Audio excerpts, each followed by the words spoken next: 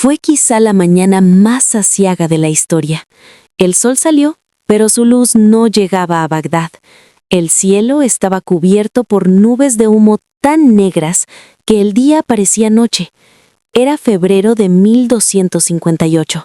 El río Tigris fluía por la ciudad, pero sus aguas no eran claras. Era un río de color negro y rojo. Negro por la tinta de millones de libros y rojo por la sangre de millones de seres humanos. El centro del mundo islámico, la capital del califato, había terminado. Parecía que el día del juicio había llegado. Fue entonces cuando Saadi Shirazi escribió aquella elegía, cuyo verso desgarra el corazón.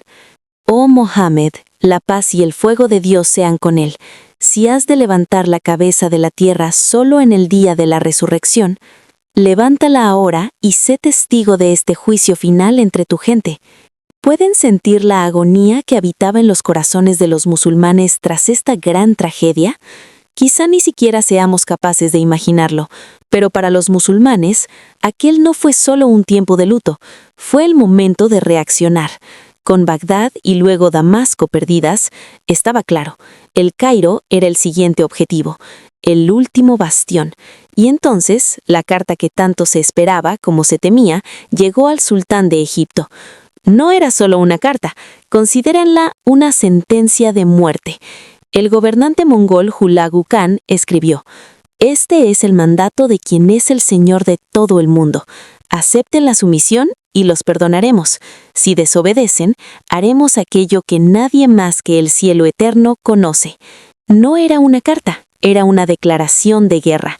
Todo el mundo islámico permaneció en silencio, con el aliento contenido, convencido de que Egipto también sería reducido a un montón de cenizas. Y si eso ocurría, Dios no lo quiera, la Meca y Medina tampoco estarían a salvo. En estas pésimas circunstancias, cuando la oscuridad de la desesperación lo cubría todo, surgió un rayo de luz. Un rey esclavo se levantó y logró lo que nadie en la historia había hecho antes. Su nombre era el sultán Seifuddin Qutuz. Él no rogó piedad a los mongoles. Al contrario, los desafió abiertamente y decidió: si hemos de morir, no moriremos con la cabeza baja, moriremos luchando en el campo de batalla. Si debemos entregar la vida, nos llevaremos otras vidas antes de caer. Vengan, permítannos contarles la historia del mayor regreso de la historia. Llevémoslos a la batalla de Ain Jalut, donde en un lado estaban los esclavos y en el otro la superpotencia mongola. Mongoles. Hoy, escuchar este nombre trae de inmediato la historia a la mente, pero en el siglo XIII este nombre significaba una sola cosa: muerte. Desde la Gran Muralla China hasta las llanuras heladas de Polonia, desde los mercados de Samarcanda hasta los palacios de Bagdad, quienquiera que se interpusiera en el camino de los mongoles era borrado. El imperio corasmio, en Asia Central, una potencia masiva de su tiempo, fue aplastado por los mongoles como una hormiga. Millones fueron masacrados, se construyeron minaretes con calaveras, el miedo y el terror eran tales que los musulmanes empezaron a creer que los mongoles eran en realidad Gog y Magog, una señal del fin de los tiempos, y que por lo tanto era imposible derrotarlos. Psicológicamente, los musulmanes ya habían perdido. En aquel tiempo, Egipto estaba bajo el dominio mameluco. Mameluco significa esclavo.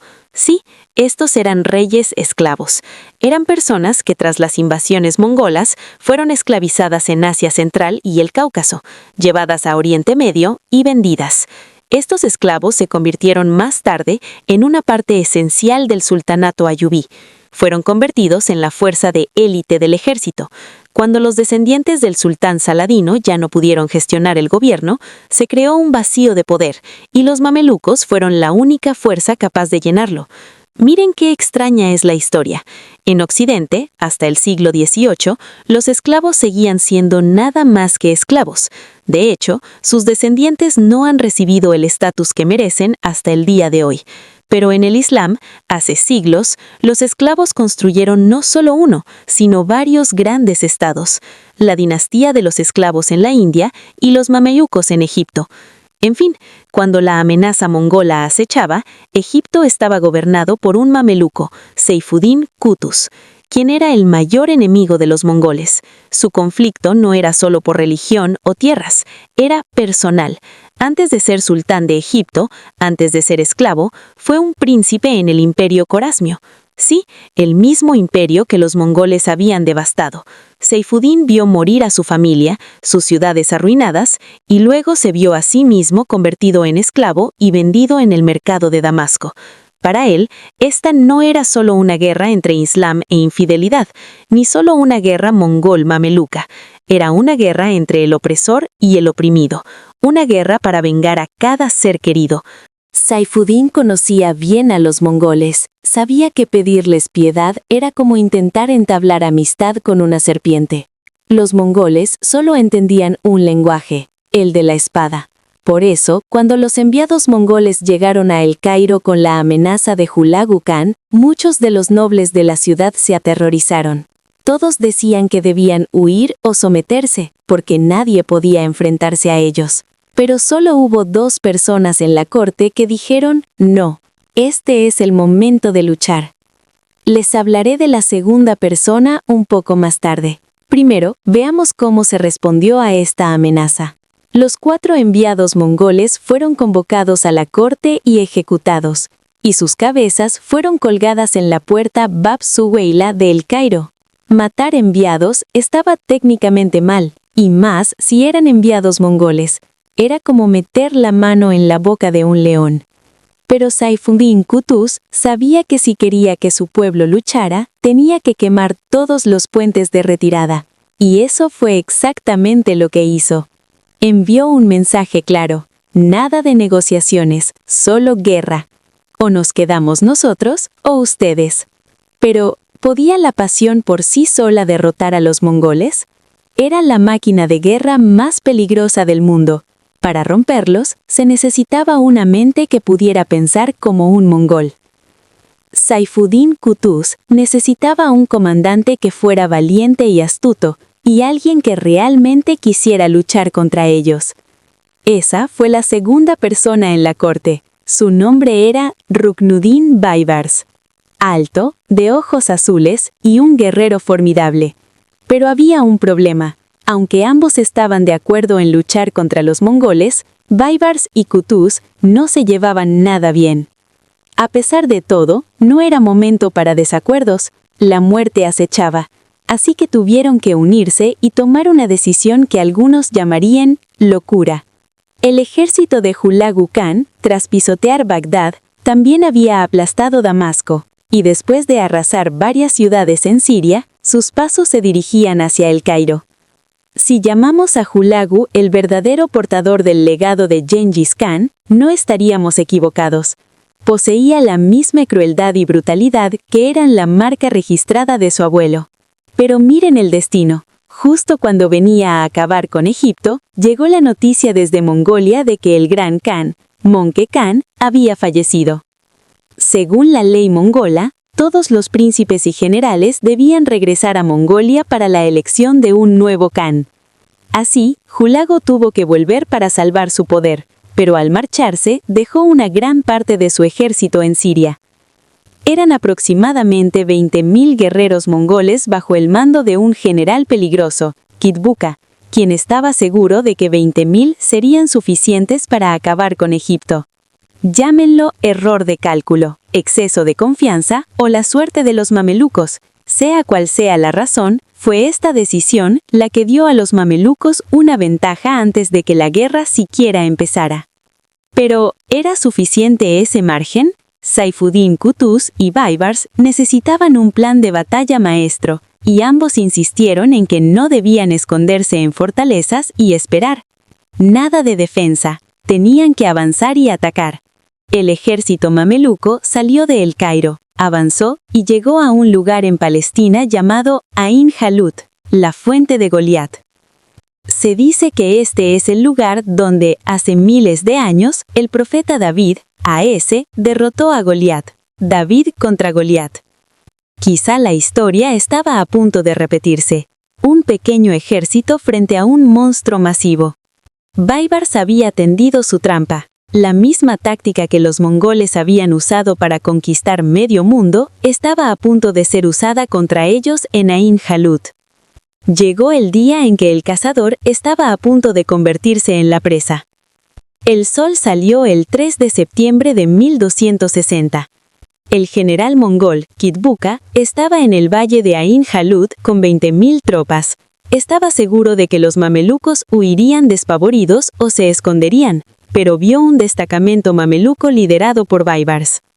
Baibars se rió, pensando que estos esclavos se habían vuelto locos. ¿Iban a desafiarnos? Ordenó el ataque. Los caballos mongoles galoparon y comenzó una lluvia de flechas. Baibars y sus compañeros lucharon por un tiempo y luego, tal como los mongoles esperaban, los mamelucos empezaron a huir, estrictamente según su plan. Pero esta retirada fue tan natural que los mongoles no sospecharon ni un segundo de que se trataba de la misma táctica que ellos mismos habían usado a menudo. Kitbuka gritó: «No los dejen ir, ni un solo mameluco debe sobrevivir hoy».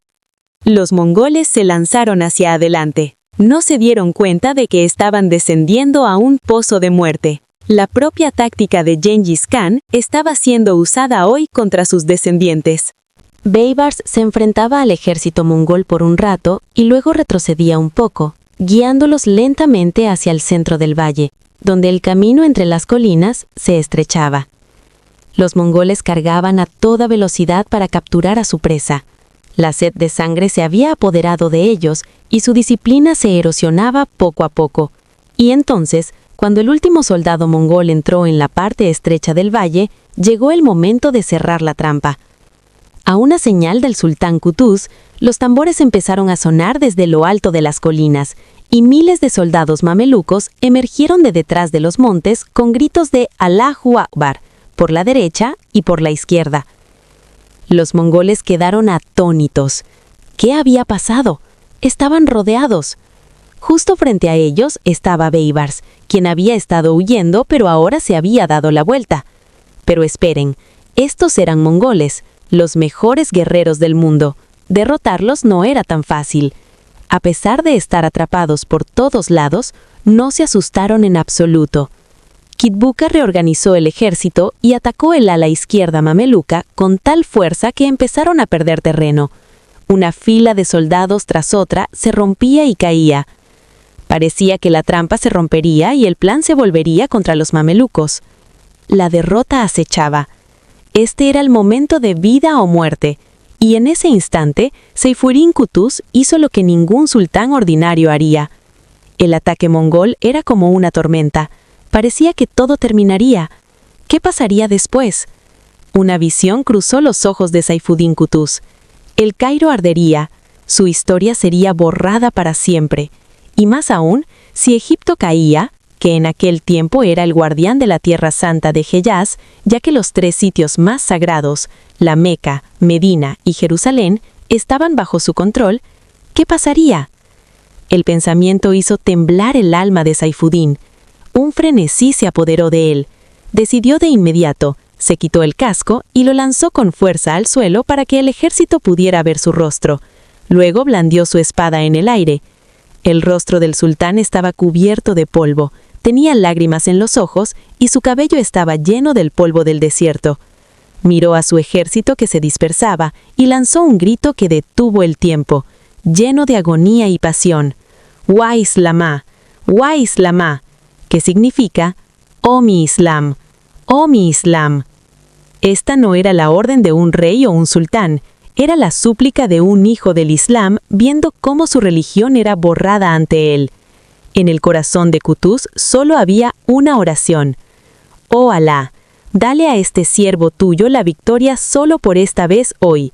Después de eso, incluso si me das la muerte». Y entonces cargó solo, sin importarle nadie, directamente contra el ejército mongol.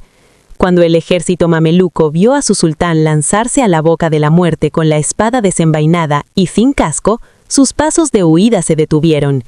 Cada soldado pensó, si el sultán está muriendo, ¿por qué deberíamos vivir nosotros? Todo el valle resonó una vez más con gritos de Allahu Akbar. Comenzó el asalto final. La tierra tembló. Los mongoles, que nunca se retiraban, estaban siendo masacrados por los mamelucos hoy. Su general Kitbuka podría haber huido fácilmente si hubiera querido, pero los mongoles no huyen. Luchó valientemente hasta el último momento, incluso después de que mataran a su caballo, hasta que finalmente fue capturado. Los mamelucos ganaron, los mongoles perdieron, por primera vez en la historia. Saifuddin Qutuz cayó en postración. Fue un momento histórico. El ejército más peligroso del mundo, el ejército del Imperio Mongol, yacía a los pies de un rey esclavo. Qutuz ordenó la ejecución de Kitbuka allí mismo en el campo de batalla, y con su muerte, el mito de la invencibilidad mongola se rompió para siempre. El mundo vio que no eran Gog y Magog, sino humanos, y que podían ser derrotados. Esta no era la primera vez que Saifuddin Qutuz formaba parte de un gran ejército. Solo 10 años antes, en 1250, durante la Séptima Cruzada, cuando el rey Luis de Francia atacó Egipto, Qutuz estuvo en el ejército que los derrotó en la batalla de Al-Mansura. Así, Qutuz detuvo a los cruzados de Europa por un lado y a los mongoles de Asia por el otro, y ambas veces fue parte de la fuerza que hizo posible lo imposible. Pero Ain Jalut trajo el éxito solo en el campo de batalla. Lo que pasaría en el terreno político estaba por venir. Saifuddin Qutuz regresaba al Cairo como un héroe. No sabía que se dirigía no hacia su trono, sino a su tumba. La tormenta mongola había pasado, Egipto se salvó, y el sultán Saifuddin Qutuz se había convertido en un salvador. Pero no sabía que la mayor amenaza para su vida no provenía de Hulagu Khan, sino de su propia gente, de la política interna. Lo que ocurrió fue que Saifuddin Qutuz le había prometido a Baybars que tras el éxito lo nombraría gobernador de la ciudad siria de Alepo. Pero tras un éxito tan masivo, logrado gran parte gracias a Baybars, Qutuz sintió que si le daba Siria a Baybars, este establecería un gobierno separado. Los historiadores mencionan otras varias razones. Sea como fuere, este fue un gran error por parte de Saifuddin. Había muchos otros en su corte en su contra de todas formas, porque la corte mameluca era una cosa diferente. Mencioné que estos reyes eran anteriormente esclavos. Entre ellos, la realeza rara vez pasaba a hijos o descendientes. Era una especie de estructura democrática en la que los emires mamelucos decidían quién gobernaría después.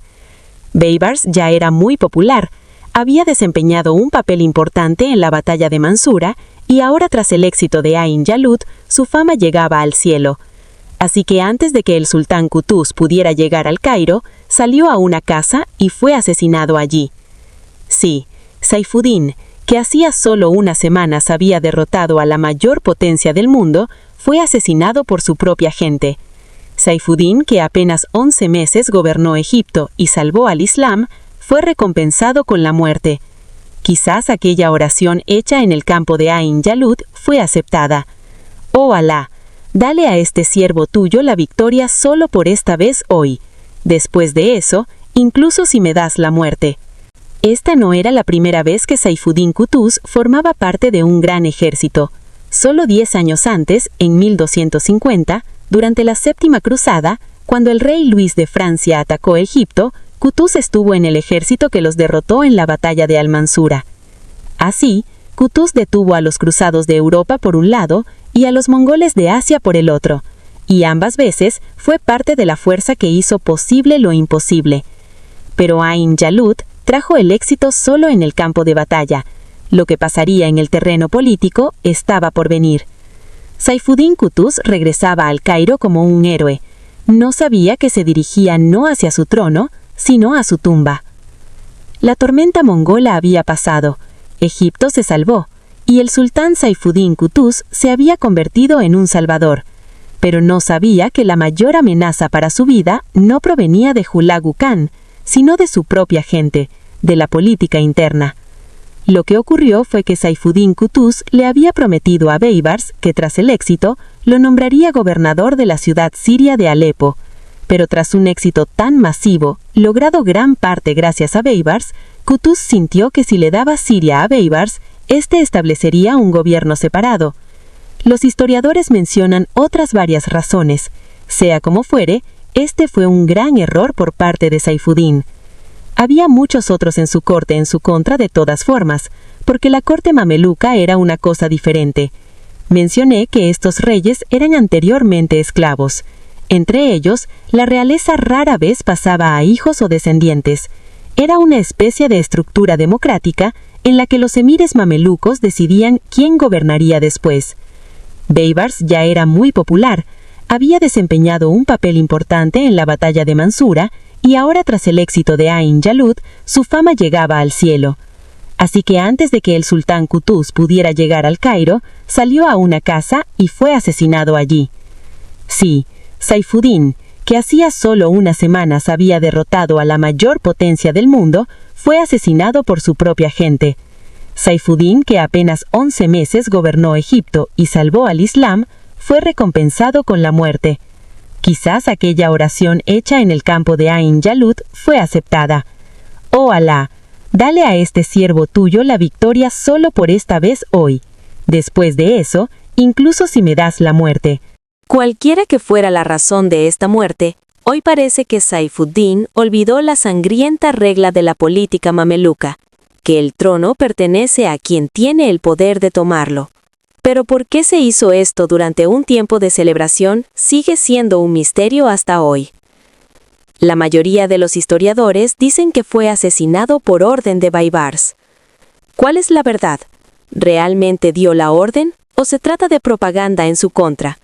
Porque los logros de Baibars son tan numerosos y de tan alto nivel que es posible que este rumor fuera difundido por un enemigo. Sea cual sea la verdad, es cierto que Baibars se convirtió en el nuevo sultán tras Saifuddin Qutuz. Se sentó en el trono de El Cairo bajo el nombre de Al-Malik al-Zahir Ruknuddin.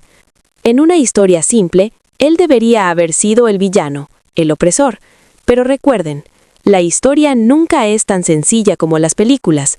Es posible que Baibars hiciera matar a Qutuz, pero el hecho es que nunca dejó morir la misión de Qutuz. Esta es una gran paradoja. Baibars gobernó Egipto durante 17 años, y estos 17 años fueron el periodo dorado del imperio mameluco. Fue Baibars quien empujó a los mongoles de vuelta al otro lado del río Éufrates. Fue él quien acabó con los últimos bastiones cruzados en Siria y Palestina, y fue él quien hizo de El Cairo la ciudad más hermosa del mundo. La historia todavía está confundida sobre cómo llamar a Baibars, el asesino de su benefactor o el mayor protector del Islam, quizá ambos, y nos queda claro que el Estado y la política no tienen emociones. ¿Termina aquí la historia? En absoluto. El gobierno había cambiado en El Cairo, pero Hulagu Khan seguía vivo. Cuando recibió la noticia de que su ejército había sido destruido y su general favorito asesinado, enloqueció de rabia. Juró: «Yo también teñiré de rojo con sangre las aguas del Nilo». Y créanme, si Hulagu Khan hubiera llegado realmente a El Cairo, habría sucedido. Pero aquí Alá envió a una persona para ayudar que nadie podría haber imaginado. El propio primo de Hulagu, el nieto del mismísimo Gengis Khan, anunció que lo desafiaría. Su nombre era Berke Khan. La espada mongola estaba a punto de levantarse contra los propios mongoles. Berke Khan era el gobernante de la Horda de Oro, un estado mongol. Era descendiente de Jochi, el hijo mayor de Gengis Khan, y señor de un estado que se extendía desde Asia Central hasta Ucrania, y fue el primer gobernante mongol en abrazar el Islam. Cuando Hulagu Khan destruyó Bagdad en 1258, mató al califa y masacró a los musulmanes, Berke Khan juró que vengaría a sus hermanos musulmanes, porque veía claramente. Hulagu Khan marchaba desde Bagdad hacia El Cairo y Jerusalén, y luego podría atacar la Meca y Medina. La ley de Gengis Khan dictaba que un mongol no lucharía contra otro mongol. Pero Berke dijo: «Él es mongol después, es musulmán primero». Por lo tanto, declaró la guerra. Así que Hulagu, que había partido con la intención de destruir Egipto, se vio obligado a enfrentarse a Berke Khan. Y entonces tuvo lugar un choque masivo entre dos potencias mongolas junto al río Terek, en la actual Chechenia. Berke infligió a Hulagu una derrota ejemplar, de tal modo que una gran parte del ejército de Hulagu se ahogó en el río mientras huía. Esto no fue solo una guerra, considérenlo una intervención divina, una ayuda oculta. Tras perder ante Berke, Hulagu nunca pudo reunir el poder suficiente para atreverse a atacar Egipto, Siria o el Hejaz. Su sueño de conquistar Egipto quedó incompleto y murió poco después de pena. Piénsenlo, si Berke Khan no hubiera estado allí, ¿podría Egipto haber detenido las legiones de Hulagu? Tal vez sí, tal vez no. Podemos decir que Ain Jalut le dio al Islam una oportunidad, pero Berke Khan le dio al Islam una nueva vida. Fue entonces cuando Allama Iqbal dijo: la Kaaba encontró a sus protectores en la casa de los ídolos. La guerra entre Berke y Hulagu terminó la unidad mongola. Nunca más volvieron a ser una potencia lo suficientemente grande como para suponer una amenaza al Islam, mientras que el imperio mameluco en Egipto se fortalecía. El conocimiento, la civilización, el califato, todo se trasladó a Egipto. La razón de este ascenso de El Cairo fueron solo dos personas, Saifuddin Qutuz y Ruknuddin Baibars. Pero también hubo un héroe anónimo, Berke Khan. En toda esta historia hay una lección para nosotros hoy. La historia es algo maravilloso. Cuando la leemos parece que estaba destinada a suceder. Pero por un momento, piensen, si aquel día, 3 de septiembre de 1260, el plan de Qutuz y Baibars hubiera fracasado, ¿qué habría pasado? Seguramente la caída de El Cairo habría sido una tragedia aún mayor que la caída de Bagdad. Y con ese fracaso, la última línea de defensa para la tierra de Hejaz habría desaparecido. Por lo tanto, Ain Jalut no fue solo una batalla, fue una segunda vida concedida al Islam. Fue el día en que nuestra historia contuvo el aliento y luego tomó uno nuevo. Aquel día, Saifuddin Qutuz demostró que un líder no es el que gobierna por mucho tiempo. Un líder es el que toma la decisión difícil en el momento difícil. Pero, ¿cuál fue su recompensa? La muerte a manos de sus suyos. ¿Pero perdió? No.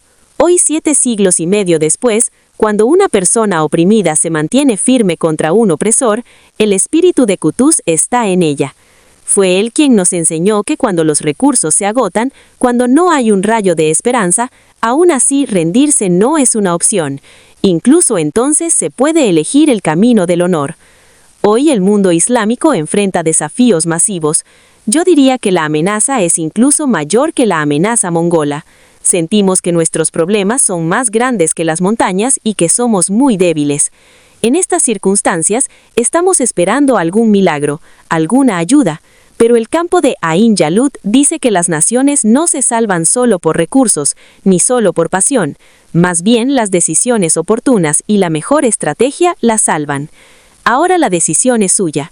¿Quieren vivir una vida reprimida por el miedo o una vida corta como la de Qutuz que cambió la historia? Y recuerden, la historia nunca es tan sencilla como las películas. Solo las decisiones de los valientes son escritas.